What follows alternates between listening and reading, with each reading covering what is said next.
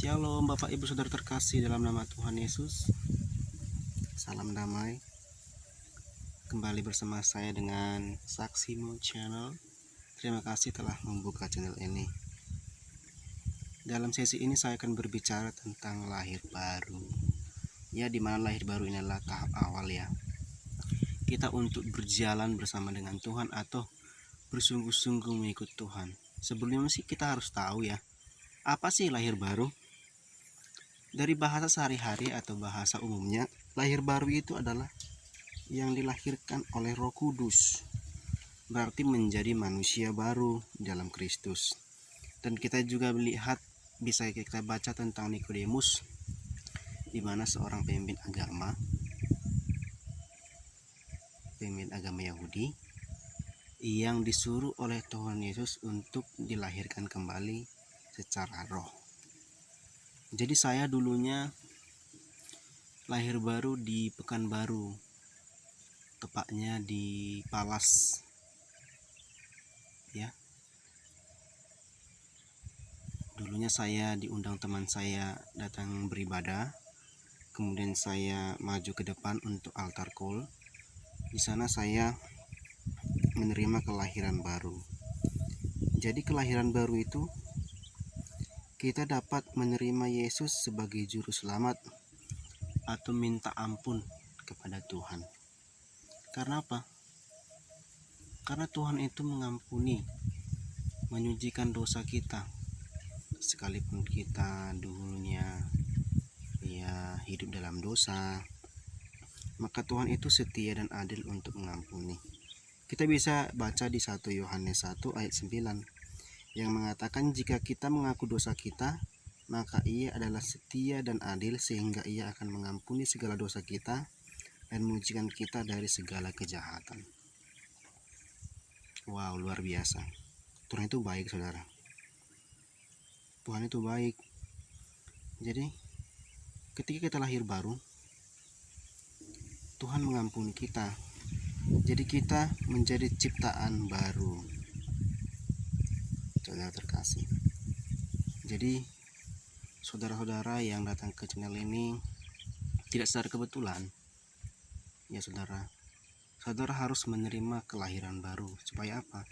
Supaya Tuhan itu ada di dalam kita dan Roh Kudus itu selalu mengajar kita setiap saat, setiap langkah kita, di mana kita menjalankan aktivitas kita sehari-hari, saudara. Jadi banyak pengalaman bersama Tuhan saya secara pribadi yang saya alami ketika saya lahir baru. Kemudian teman saya itu menganjurkan saya untuk mengganti pekerjaan. Kenapa?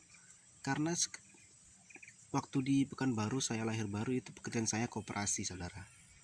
Ya, koperasi itu dicap kalau di masyarakat ya lintah darat ya, yang 20%.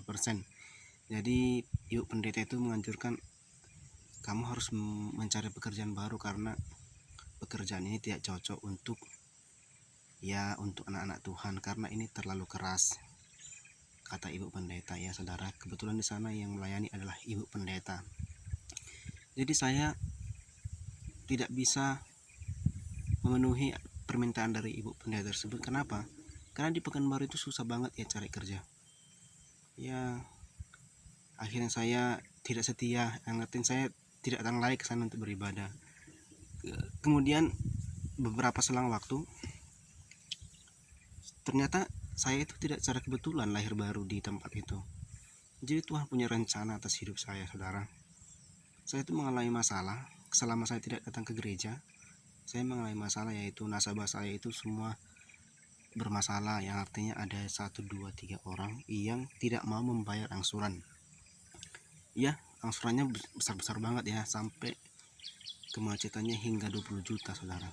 Jadi saya memutuskan untuk alih profesi, ganti profesi, saudara.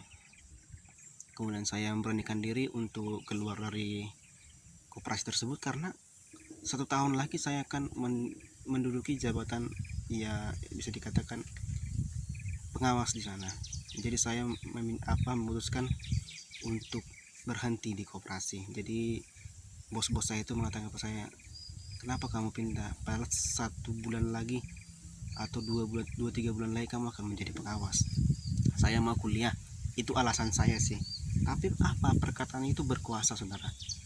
Ketika saya berhenti, saya pulang ke Medan, saya itu benar-benar kuliah. Jadi ketika kita lahir baru, mulut kita itu penuh kuasa. Jadi apa yang kita ucapkan itu akan terjadi, saudara terkasih. Jadi saya itu ibadah di Medan, dan teman saya juga yang di Medan menjumpai saya dan merekomendasikan saya untuk kuliah di Institut Alkitab yang seperti saya saksikan di pendahuluan video itu.